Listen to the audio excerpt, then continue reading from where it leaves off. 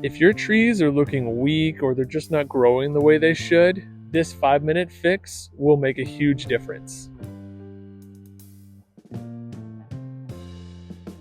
Today, I'm giving my oak trees a quick nutrient boost using fertilizer spikes.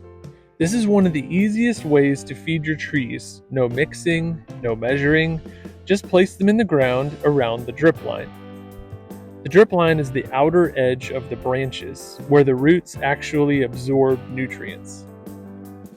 Space the spikes evenly around the tree, then use a hammer or mallet to drive them a few inches below the surface. Once they're in, that's it. Rain and watering will slowly release nutrients over time.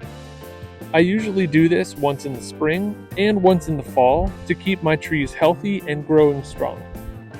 And that's it. Just a few minutes in your yard and your trees will look awesome for years to come. Check out the video description for a link to the rubber mallet that I used, as well as the fertilizer spikes. As always, thanks for watching. If you feel like this video helped you out, please be sure to like and subscribe. I'll see you in the next one.